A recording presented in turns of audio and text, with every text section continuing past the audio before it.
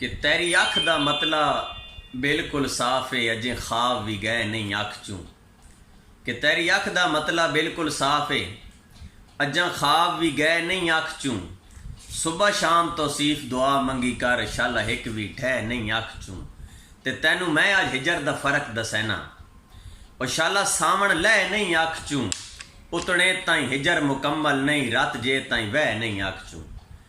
और एक और शेर वेखना कि त्रुट्टे पीग तो गलती बनती है, मेरा सजण अमूमन लाइंदी। कि त्रुट्टे पीग तो गलती बनती है, मेरा सजण अमूमन लाइंदी। तुसां जदन दे टुरे हो नहीं पई वहंदी, भैड़ी पीड़ तो सीफ निगाहींदी। ते उक्का कुछ भी हाँ था नहीं पिया पाउंदा, और मन्नी मन्नत भी मैं खन गाईंदी। छुट्टी रहिंदी है हर वेले की करिए, भाई झल्ले दिल नूं हुसड़ तुसाईंदी।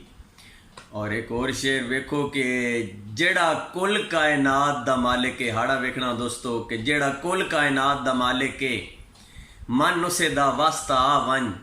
राती सुत्तियां मुँह चो निकलदी है आवाज़ बेसख्त आ वन। ते थिया वधाए थोड़े सारे अरसे तू, और ए दिल बर्दाश्त आ वन।